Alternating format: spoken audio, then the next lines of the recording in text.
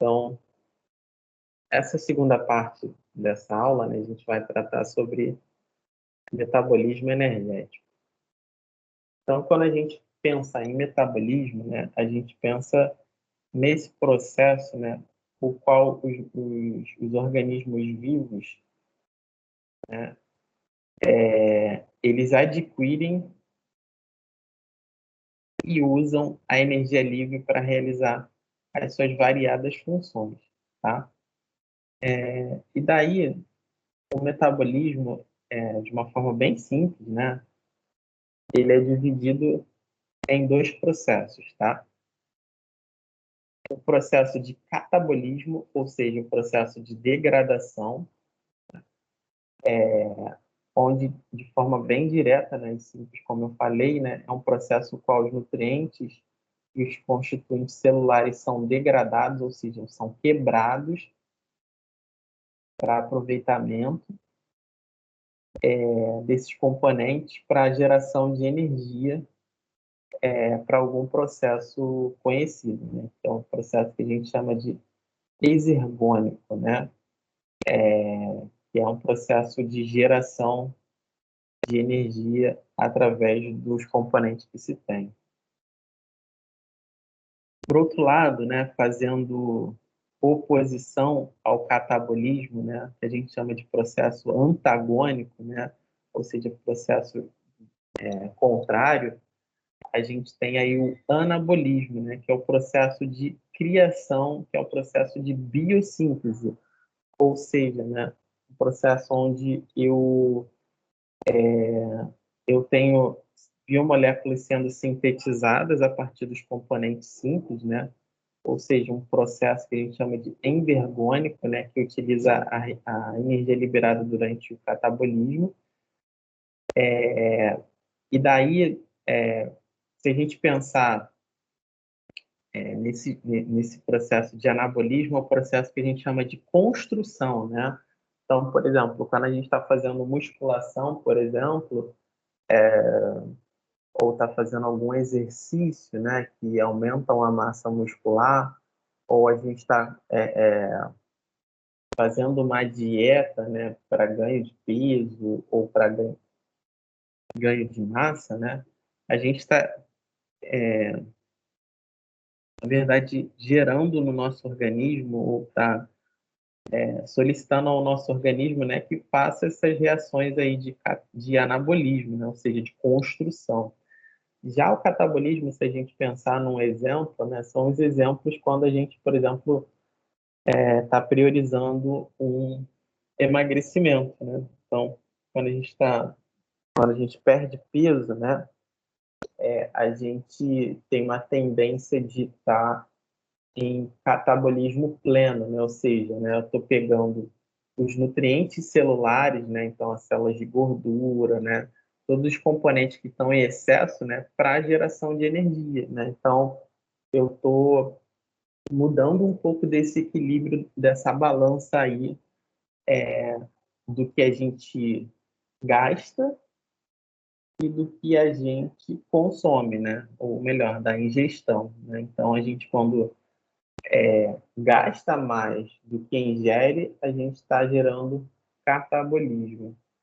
E aí existe uma tendência, né, quando a gente tem nutrientes em excesso, ou nutrientes em abundância, né, que o nosso corpo ele comece a guardar isso tudo, né? Então, nessa guarda, nesse processo de armazenamento, né, a gente também pode estar fazendo um anabolismo aí, tá?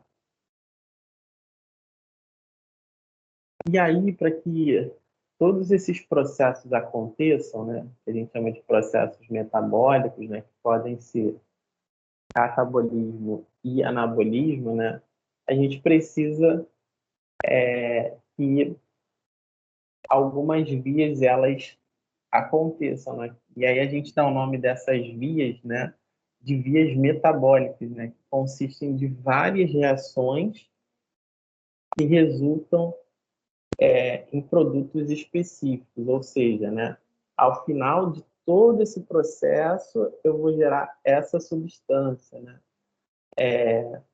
eu tive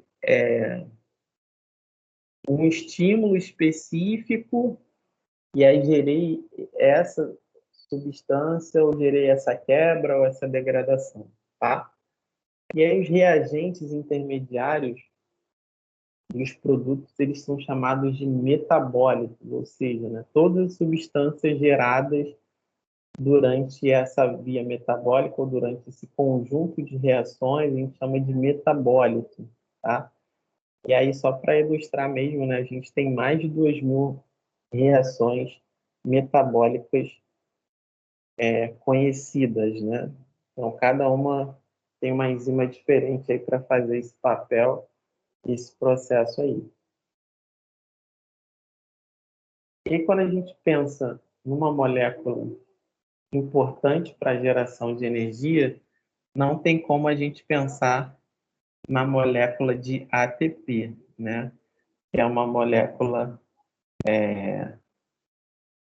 responsável aí pela geração de energia ou armazenamento de energia para utilização no momento oportuno, tá?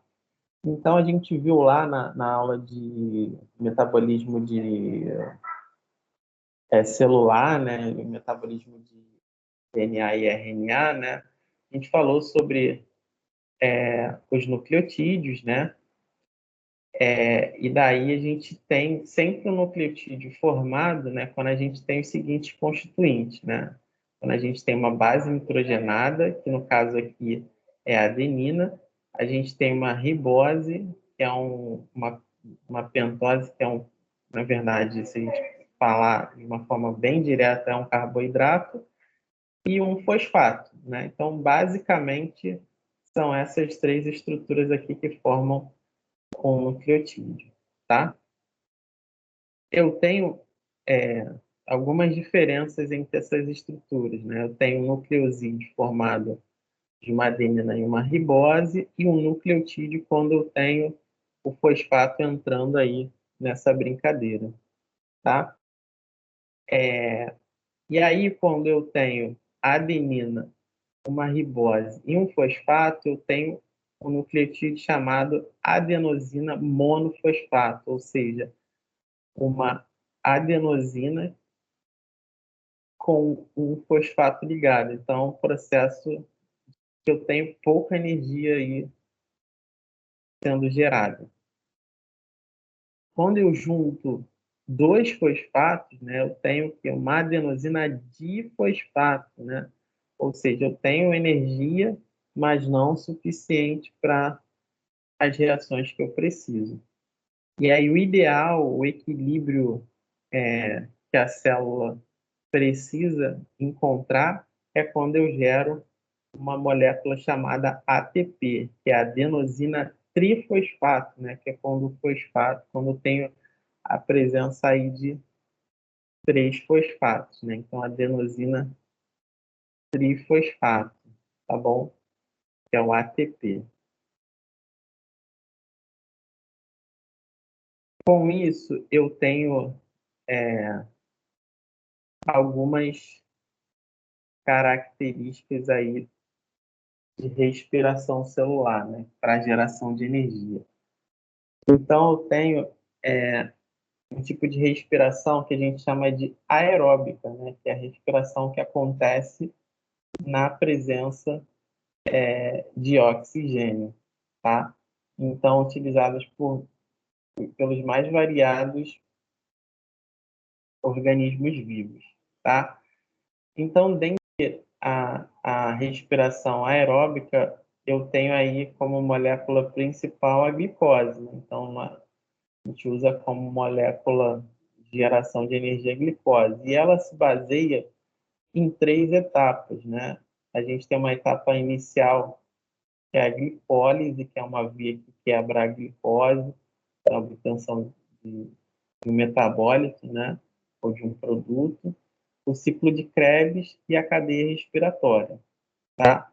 Tudo isso, todos esses processos, né? Tem locais específicos para acontecer. Então, a glicólise, ela acontece no citossol, ou seja, na parte na parte livre, né, da nossa célula, o ciclo de Krebs e a cadeia respiratória acontece dentro das mitocôndrias, né, que é uma organela específica para geração de energia, né? A gente já viu, já falou delas. Então, quando a gente fala aí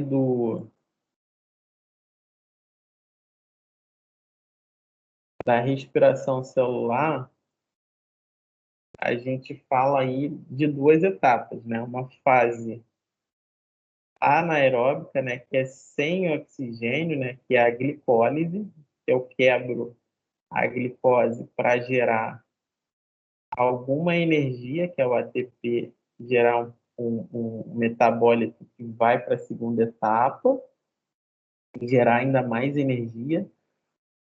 E aí, dessa etapa para cá, eu mudo de sem oxigênio para a necessidade de oxigênio, né?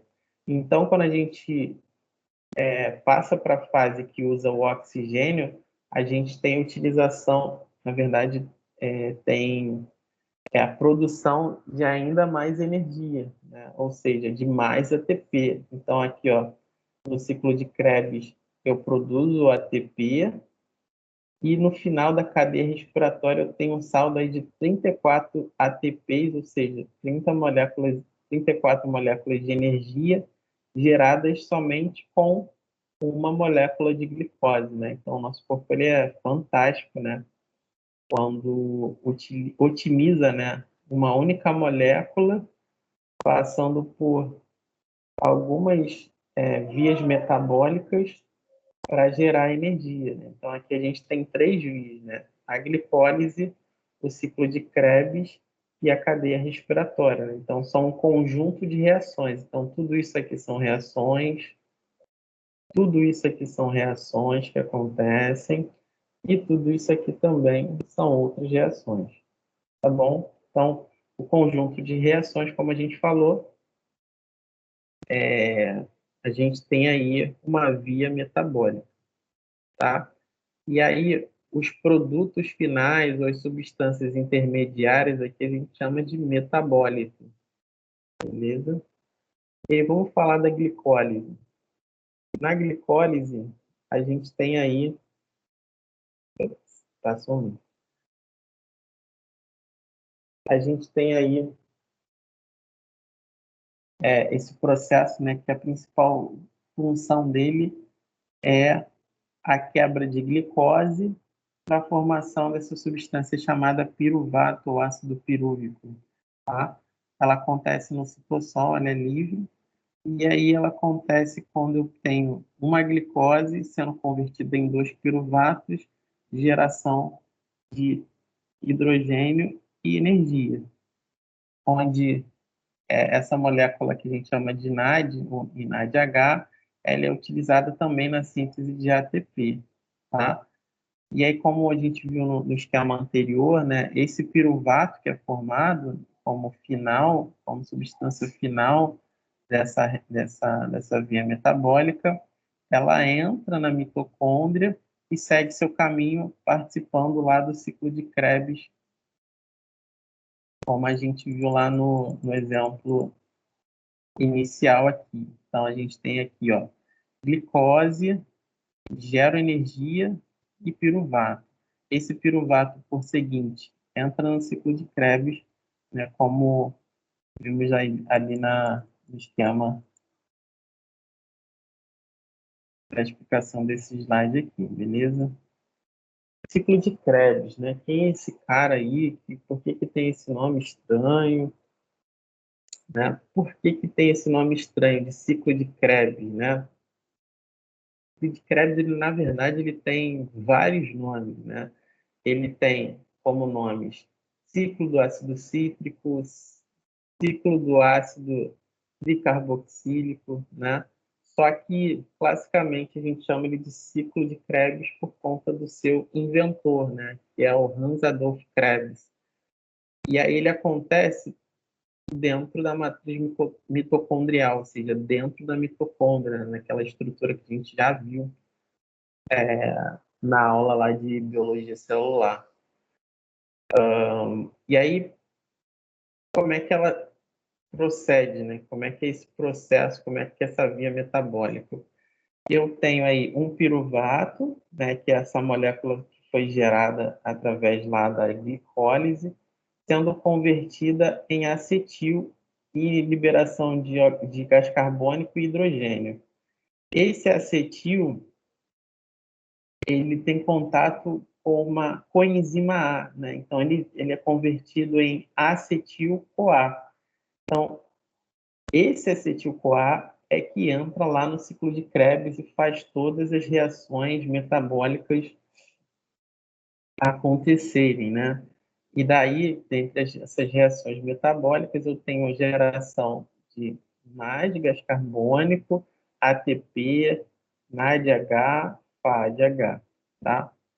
Então, a gente observa aqui como é uma reação de cunho aeróbico, né? Eu tenho sempre a geração, na verdade, tem o consumo de oxigênio e geração de gás carbônico, né? Então, a nossa respiração, né, está ali participando todo o tempo, né? Então, tanto que vamos exemplificar da seguinte maneira, né? A gente está parado, a nossa respiração está normal, por quê? Porque a minha demanda de energia é baixa. Eu vou começar a andar, a minha respiração ela começa a aumentar a sua frequência, seu fluxo. Por quê? Porque eu estou com uma demanda de energia um pouco maior. Aí, então, eu vou começar a correr, né? Então, minha respiração, ela tende a intensificar um pouco mais, porque minha demanda de energia, ela vai passar a ficar maior. Por quê? Eu vou precisar de mais oxigênio para essas reações aqui, que a gente chama de reações de oxidação, então o oxigênio participa mais, e eu vou ter a geração de gás carbônico, né? Então, essa troca gasosa, ela vai precisar acontecer com mais frequência, né? Então, quanto mais intenso um exercício, mais energia eu vou precisar gerar, ou seja, meu corpo ele vai precisar de moléculas para atender essa demanda energética, né, para quebra, né, para obtenção dessa energia, e naturalmente a minha respiração ela vai tender a aumentar essa necessidade, tá? E aí tem essa observação aqui que todo o gás carbônico liberado na respiração provém da formação do acetil e do ciclo de Krebs, né? Então a gente formou aqui, ó, gás carbônico, gás carbônico. Então todo o gás carbônico que a gente precisa eliminar através vem dessas duas reaçõezinhas aqui, né? Nessa conversão aqui e dentro do nosso, que eu chamo de do Krebão. Ninguém esquece do Krebão, ciclo de Krebs, né? Então, forma bastante brincalhona, né? Se a gente pensar para não esquecer nunca mais, né? Sobre esse nome do ciclo de Krebs, né? Se a gente for pensar, a mãe desse alemão aí, se ela fosse aqui brasileira, né? Ela seria uma pessoa que fala, aquelas pessoas que falam errado, né? Então ela queria colocar o nome do filho dela de Kleber, né? E aí, como ela não sabia falar, ficou Krebs, né? Não tem essas pessoas que trocam o L pelo R, né? Problema, né? Então, o que era para ser Kleber virou Kreb, tá bom, gente? Então, desculpa essa piada maravilhosa nessa hora do dia, né? Mas acho que vocês nunca vão mais esquecer do ciclo de Krebs depois dessa observação maravilhosa que vocês tiveram. Então, vamos lá. Então, o ciclo de Krebs, ele é esse conjunto de reações aqui. Caramba, professor, precisar decorar esse negócio todo aí? Não, imagina, né? Claro que não. O que eu preciso que vocês entendam em bioquímica é assim, é o que está participando, quais são as suas funções e o que gera, sabe? Então, nessa reação do ciclo de Krebs, né? que eu estou gerando? Estou gerando energia, sabe? Às custas de quem, né? De uma molécula chamada acetil-CoA. O acetil-CoA, ele é uma molécula que a gente chama de central do metabolismo energético. Então, pô, eu preciso saber isso, tá bom? Então, no ciclo de Krebs, esse conjunto aqui de reações, né, que geram NAD, né? Então, a conversão aqui de NAD. Eu tenho geração também de ATP, né? Está aparecendo, de repente, se vocês estiver muito pequeno aí no celular de vocês ou no computador, vocês podem dar um zoom aí.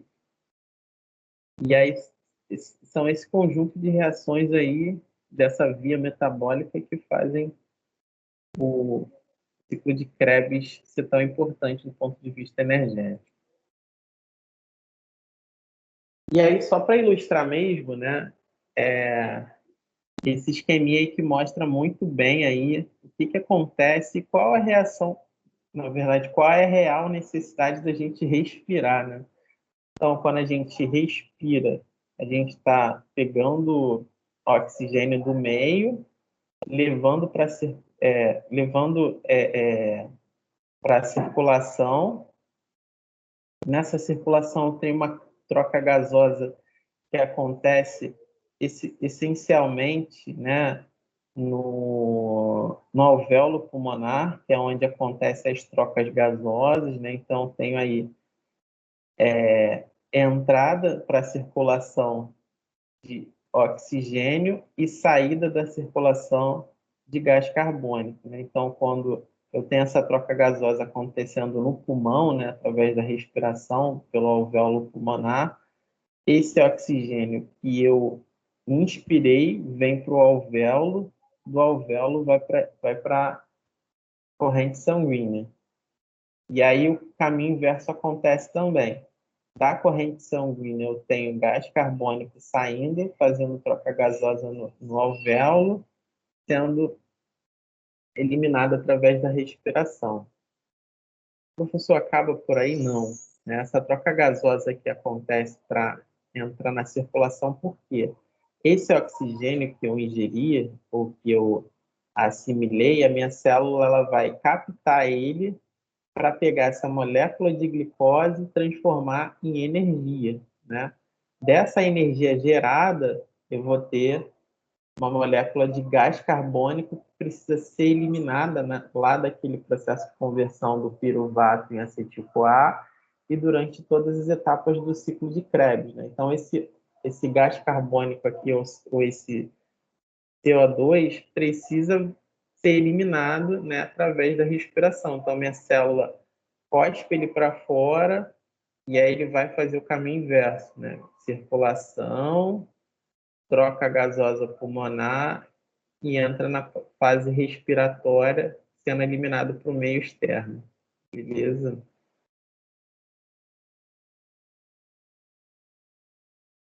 E por último, eu tenho aí a fase final dessa geração de energia, que a gente chama de cadeia respiratória. A função principal é formar ATP, ela acontece na mitocôndria, e as reações que acontecem são reações de fosforilação oxidativa, ou seja, eu acrescento fósforos à molécula de ATP, que acontece o quê? Na presença do oxigênio, ou seja, em reações de oxidação, tá? E aí eu tenho ATP sendo formado e como receptor final o oxigênio e a formação de uma molécula de água, tá? E aí o rendimento energético para cada molécula de glicose, como eu falei, é de 38 moléculas de ATP. Então a gente vai ver depois essa,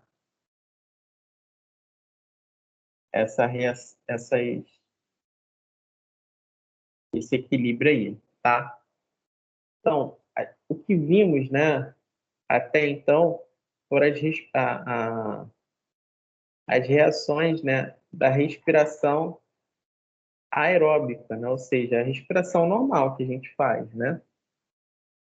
Só que existem outras reações que usam a molécula de glicose de forma anaeróbica, ou seja, na ausência de oxigênio, tá? Então vocês vão ver em outras disciplinas, né?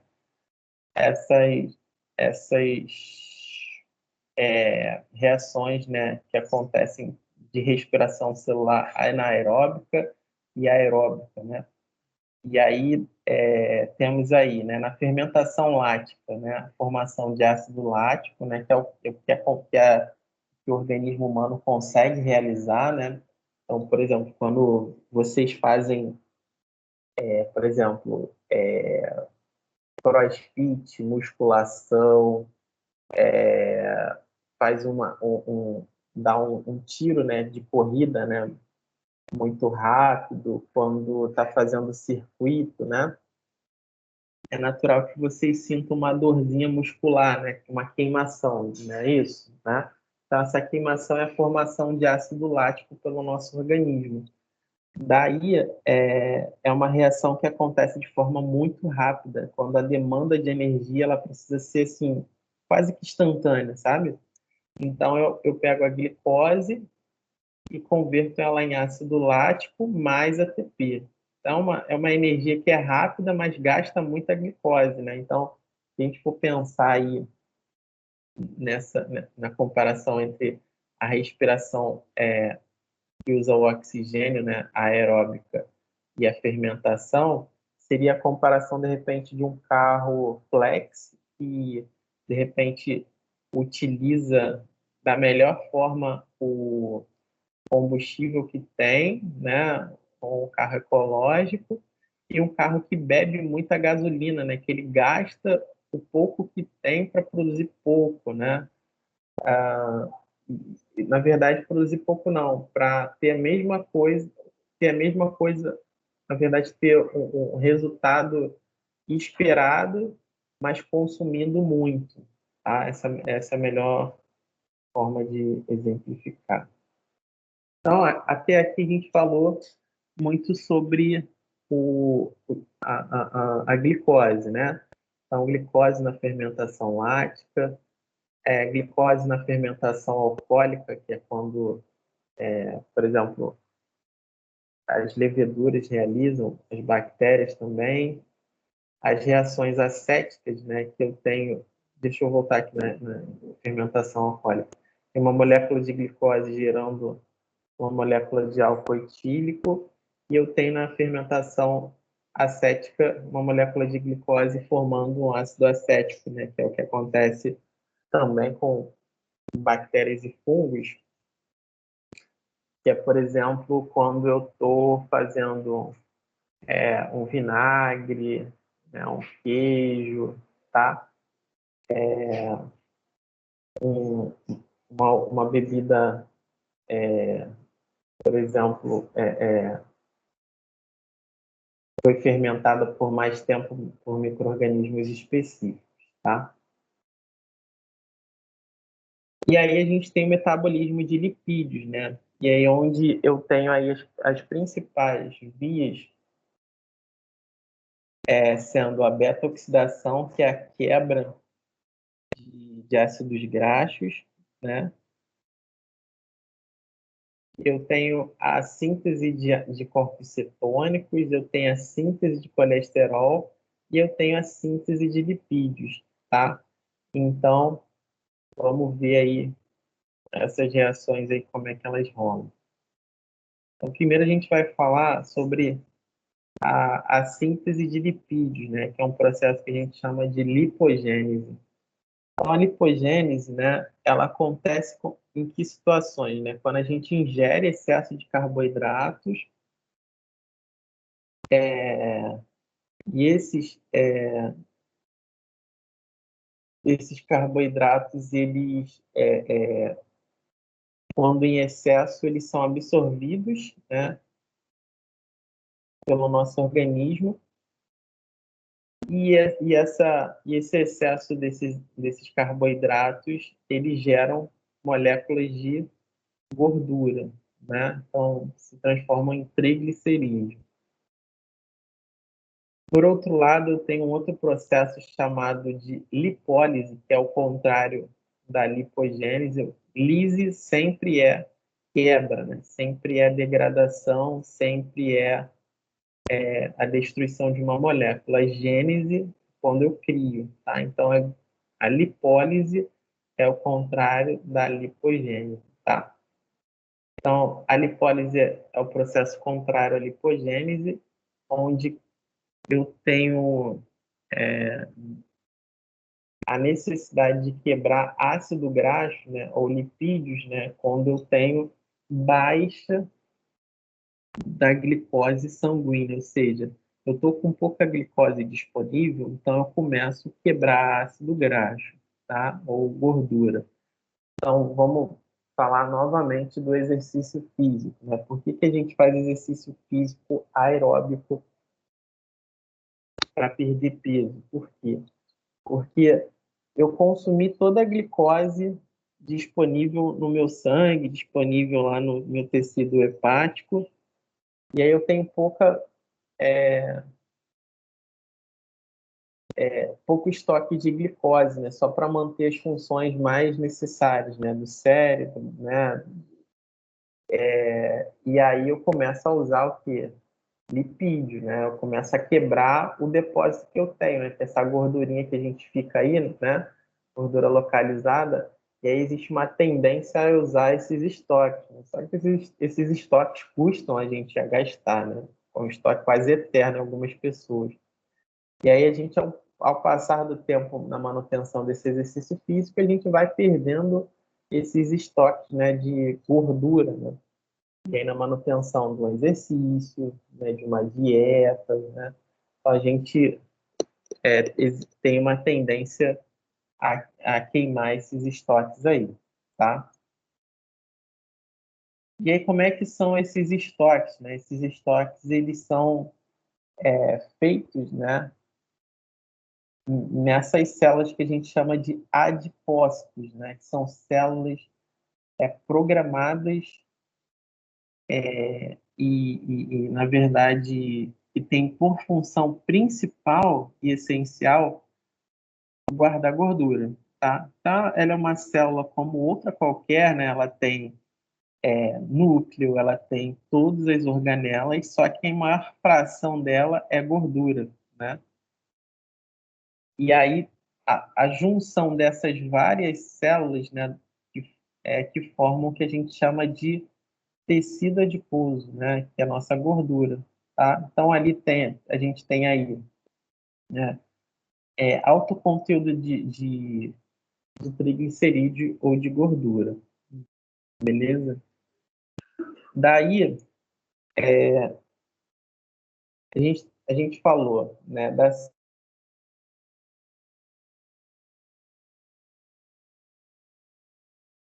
especificamente da degradação de lipídios, que é a lipogênese.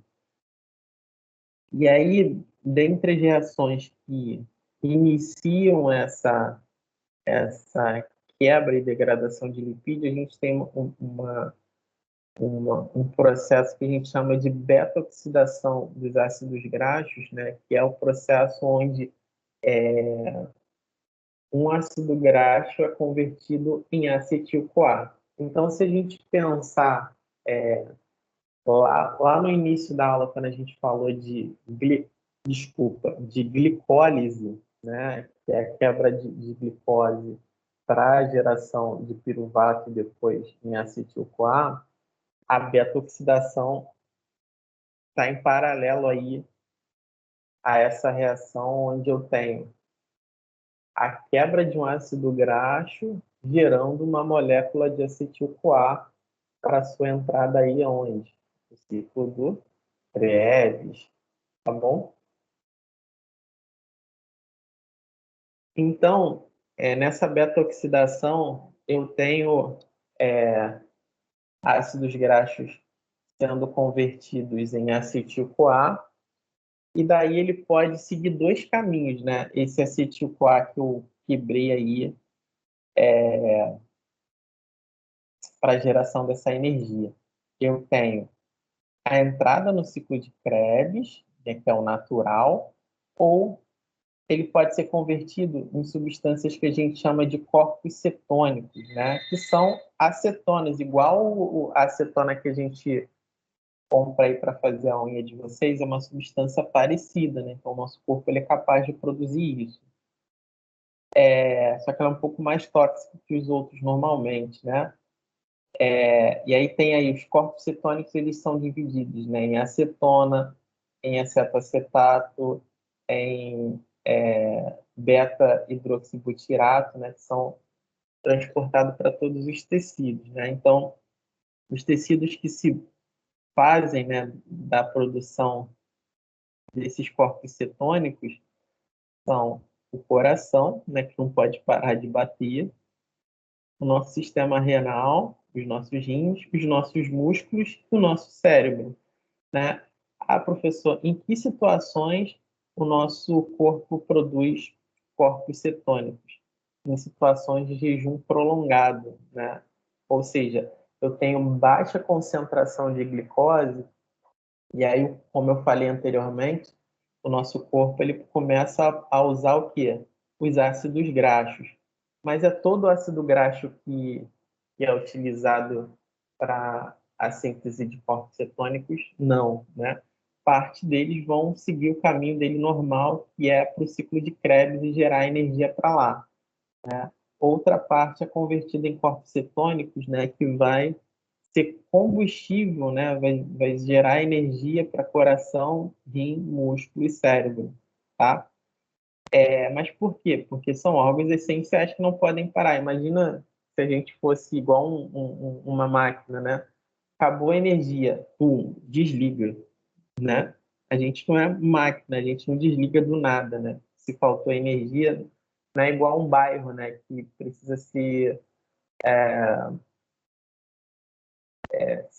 ter uma distribuição de energia, né? Onde se a indústria lá, o que aconteceu no Amapá, né? Se acabou lá a geradora de energia, faltou luz em tudo quanto é canto, né? Deu um apagão, né?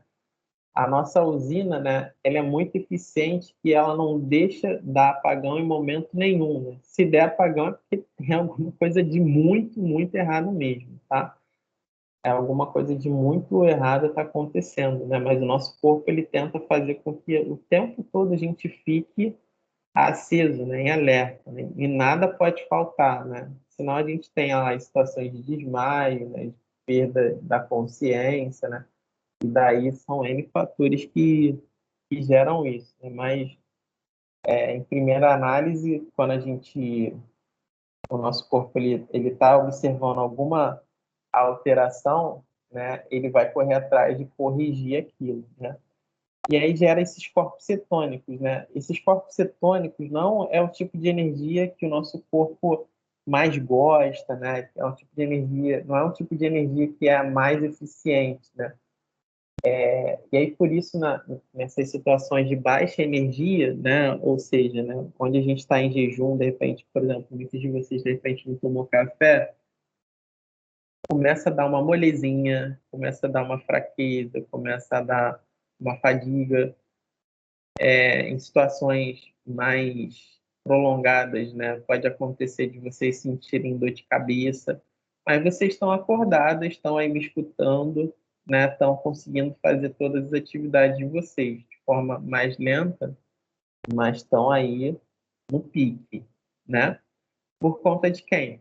Corpos cetônicos, né? Então, o corpo ele está gerando essas moléculas aí que estão alimentando os tecidos mais importantes aí, que estão deixando vocês acordadas falando comigo, tá? Não é o melhor?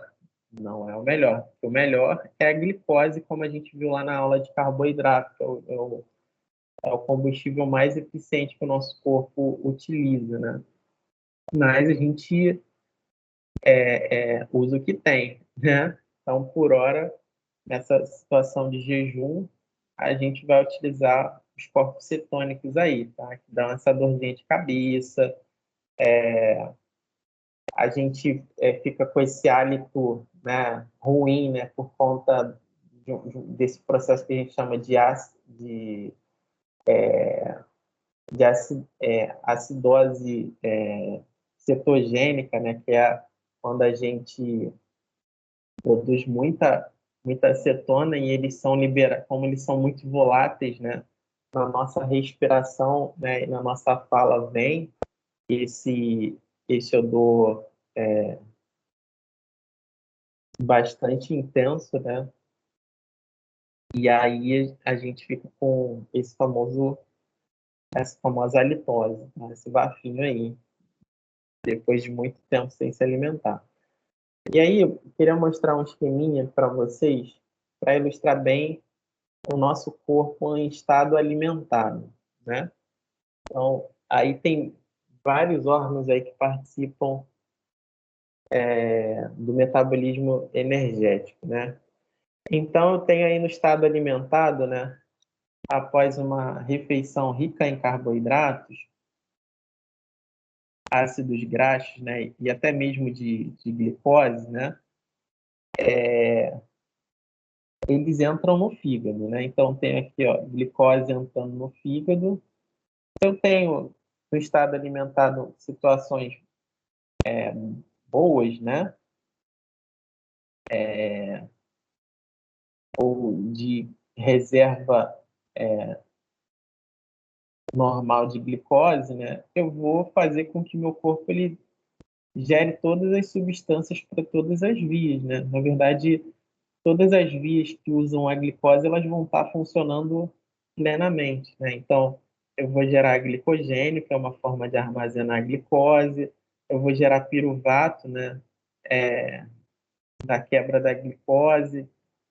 Naturalmente, eu vou gerar acetil-CoA, que vai entrar lá no ciclo de Krebs para a produção de ATP, né?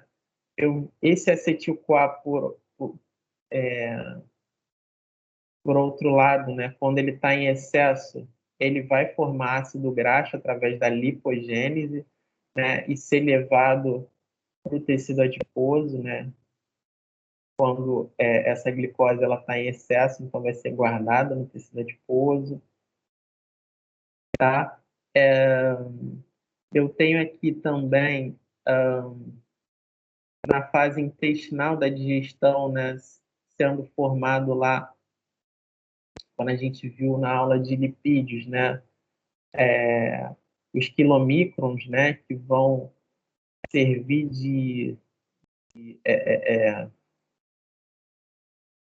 transporte, né, de ácidos graxos, né, para o fígado e a sua distribuição final para o tecido adiposo ou para os músculos, né, se a gente pensar que a gente usa um pouco de ácido graxo pelos músculos, né? Se eu tenho proteína vindo da dieta também, essa proteína, né, como a gente viu lá na aula de proteína, né, a proteólise e a proteogênese, né, uma de um lado sendo utilizada na síntese de proteínas e outras sendo utilizadas na forma de energia, né, através dos cetoácidos, né, vão gerar ou moléculas de glicose, né, ou gerar energia espontânea através dos ATPs que ela utiliza, né? Então tem aqui as macromoléculas, né, ou seja, as biomoléculas, né, que a gente tanto falou lá no início da disciplina, né, sendo sintetizadas, sendo utilizadas pelo nosso corpo, né? A glicose, que eu falei, né, dessa grande via, né, que ela faz, que ela é essencial, se a gente olhar aqui, ela é que dá a volta maior pelo nosso corpo, então por isso ela é o combustível mais essencial do nosso organismo, os aminoácidos e os ácidos graxos, né, que também tem uma importância bem importante.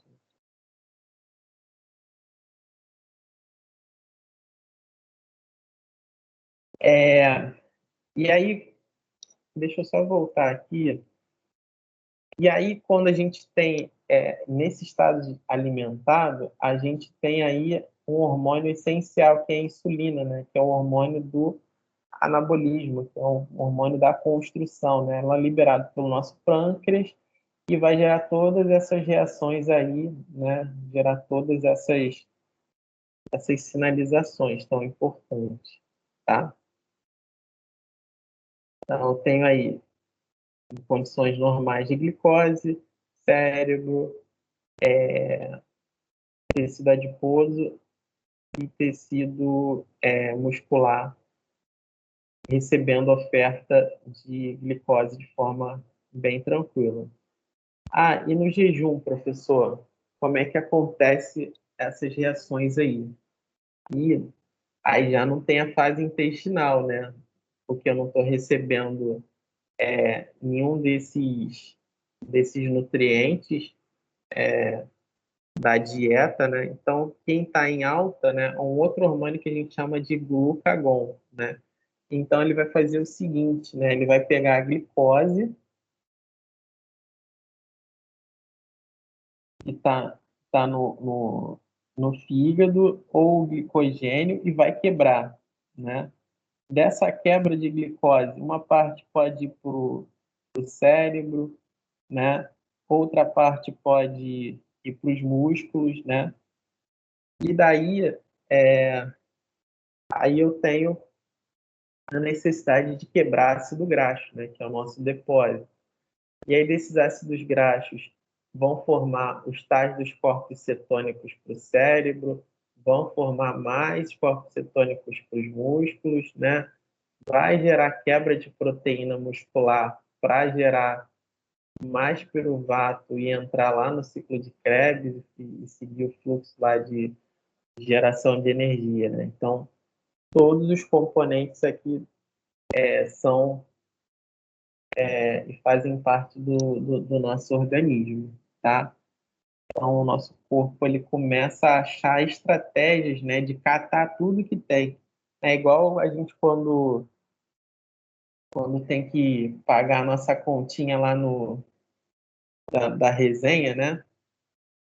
E aí todo mundo, e você pode dar quanto? Ah, você pode dar quanto? Ah, você vai casar com quanto? E eu só tenho isso, né? Aí o músculo ele fala, ó, tenho essa proteína que eu posso dar aqui, mas eu vou precisar que você me dê o trocado aí, porque eu tenho que pegar o Uber, né? Eu tenho que pegar, né, usar o corpo cetônico aqui. Ah, não, o cérebro eu não posso dar nada, né? Pô, já dei o suficiente aqui, já ofereci minha casa aqui, todas as reações que precisava para vocês se manterem, já estou dando, eu preciso do meu troco, né? Eu preciso receber.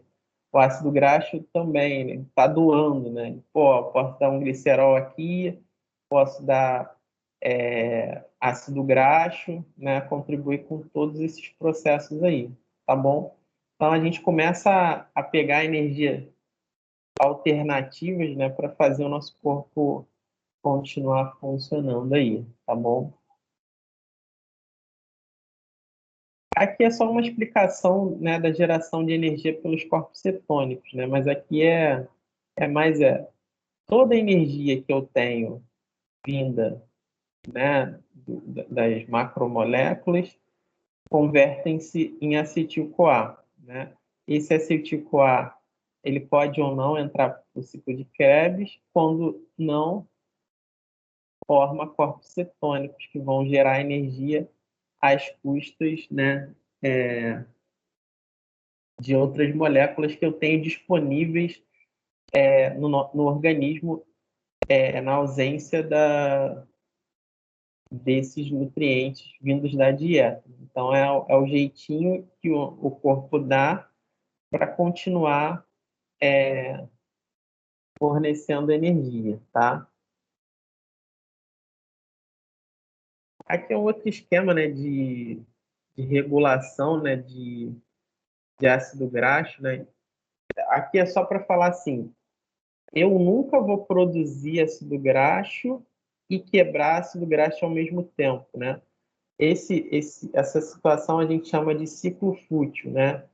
Isso jamais vai acontecer, né? eu gerar, ou seja, sintetizar ácido graxo e ao mesmo tempo estar quebrando. O corpo nunca vai fazer isso, tá? Então, sempre eu vou estar ou sintetizando ou quebrando, né? E aí uma molécula que evita, né, com que isso aconteça, é essa molécula chamada malonil-CoA, né, que ela quando está sendo sintetizada, ela bloqueia a quebra, né? Então, se eu estou sintetizando, eu não vou quebrar, tá bom? Porque senão eu estaria fazendo aqui, ó, gerando acetil-CoA para, desculpa, gerando ácido graxo para quebrar novamente, né? Então, eu teria algo acontecendo de forma desnecessária, tá bom? Então, o nosso corpo ele sempre regula as reações mais importantes, as reações que precisam estar priorizadas num determinado momento.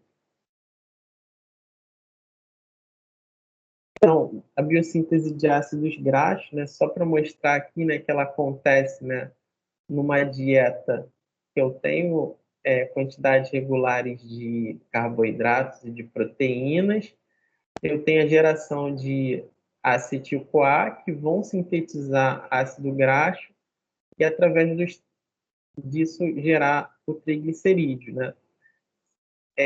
Por outro lado, eu posso também, através dessa molécula de acetil-CoA, gerar os corpos cetônicos.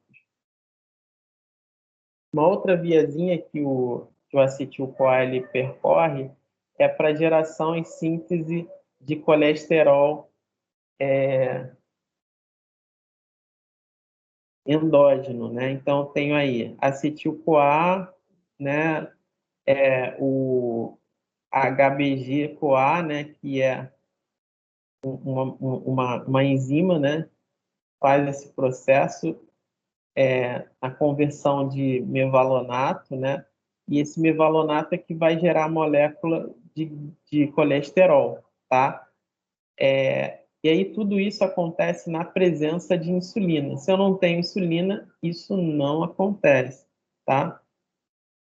E outra coisa que é regulável também na produção de colesterol pelo nosso corpo é a presença do próprio excesso de colesterol. Se eu tenho muito LDL colesterol, isso vai gerar uma regulação endógena para não síntese de colesterol. Então, é uma regulação aqui que acontece nessas situações. Se eu tenho muito LDL, eu não vou gerar mais colesterol às custas da dieta, né? Então, por exemplo, se eu tenho uma dieta rica em colesterol, meu organismo vai parar de produzir colesterol, tá? Então, é regulável essa relação colesterol dietético para o colesterol que a gente produz endogenamente, tá? Só que uma dieta desequilibrada, né? Ou seja, com excesso de colesterol, ela vai tender a fazer com que esses colesterol ele seja entre na circulação, gerando cada vez mais aí o LDL colesterol, que é o colesterol ruim, tá? Então, só para resumir, né, para a gente fechar a aula, a beta-oxidação, né,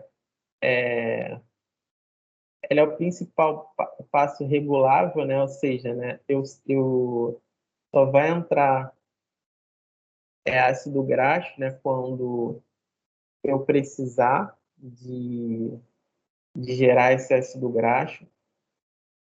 Para que essa regulação aconteça, eu preciso de um transportador, que é um negócio chamado carnitina, né? Então, acho que você já deve ter ouvido falar de uma molécula chamada L-carnitina, que faz o que? A entrada desse ácido graxo dentro da mitocôndria, né? Então, se não tem necessidade, eu não vou transportar ácido graxo para dentro, tá bom? Por outro lado, ela é inibida pelo malonil-CoA, né? Então, se eu tenho muito malonil, né, que é é uma molécula de regulação, né, da síntese da quebra, eu não vou ter, vou ter sempre um dos processos sempre bloqueados, né? Então, se eu, na beta-oxidação, que é a quebra, se eu tenho muito malonil, a beta-oxidação vai dar uma parada, porque eu estou sintetizando, tá?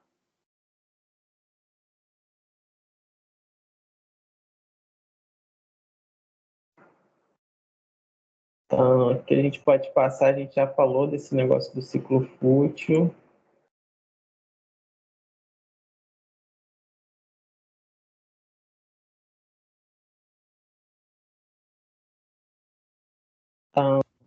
Então, nas nas duas situações, né, que eu tenho aí da célula, né, no estado alimentado, eu tenho alta quantidade de ATP, eu tenho NAD H em quantidades, eu tenho favorecimento da síntese de ácido graxo. Por outro lado, na situação de jejum, eu tenho baixa de ATP, eu tenho também baixa de NAD e eu favoreço a beta-oxidação, ou seja, a quebra dos ácidos graxos.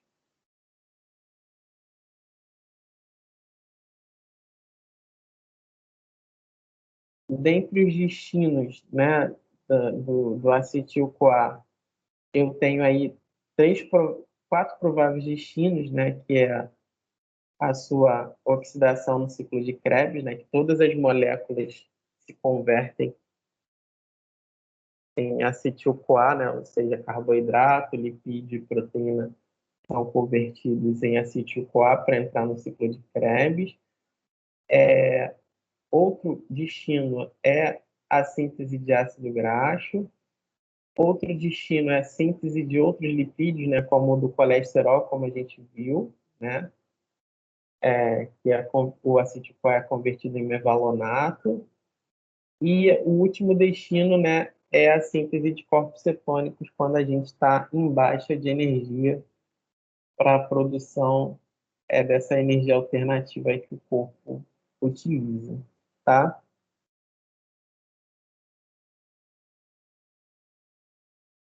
Ah, apareceu aqui os corpos cetônicos, né? Quem são eles, né? Corpos cetônicos são essas substâncias, né? A acetona, o acetilacetato, o beta-hidroxibutirato, né? Então, para que eles servem, né? Eles servem para serem oxidados e utilizados como fonte de energia durante o jejum, gerando acetil-CoA. Então, são esses bonitos aí. Para que servem, né? Eles servem para gerar energia para o cérebro, né? Como fonte de energia alternativa à glicose. Então, essas coisas bonitas aí. Eles são sintetizados a partir do acetil-CoA. Onde eles são sintetizados, né? Eles são sintetizados no fígado, que os exporta para a corrente sanguínea para uso dos tecidos, né? E a gente tem lá os tecidos lá, que é o coração, rim, músculo e cérebro, tá? Em qual situação que a gente produz esses corpos cetônicos? Em situações de jejum, especificamente no jejum prolongado, né? Então aqui tem um gráficozinho, né? Eu tenho redução dos ácidos graxos, né, que são utilizados para a síntese dos corpos cetônicos, e eu tenho um aumento gradual desses corpos cetônicos à medida que vai aumentando o tempo de jejum aí, tá? Então, por isso que hoje aumentou e muito, né, as dietas que realizam esse processo de cetose, né? pelo nosso organismo, né? A dieta paleolítica, a dieta da proteína, a dieta low carb, né? O jejum intermitente, né? Por quê? Porque são todas dietas, né, que geram redução do nível de glicose e aumento da quebra de ácido graxo pelo organismo, né? Que é o objetivo de quase todo mundo, né? Perder gordura localizada, que é perder tecido adiposo. Os corpos cetônicos, né? Eles são regulados, né? Pela entrada do acetil-CoA no ciclo de Krebs.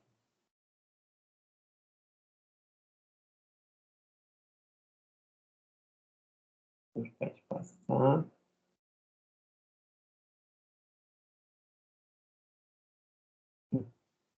E aí a gente vai parar por aqui, né? Porque foram muitas as informações, né? Que vocês captaram hoje, né? Muitas reações enzimáticas, né? E aí eu vou fazer uma cruzada final, né? Da nossa via metabólica, só para vocês entenderem um pouco melhor, né? Só para a gente fechar de fato. Então, a gente tem um alimento que é rico em proteína, carboidrato e gordura. Eles são quebrados, né, pela nossa digestão, viram aminoácidos, viram glicose, viram ácido graxo, e daí todos eles, de alguma maneira, se convertem em acetil-CoA, certo?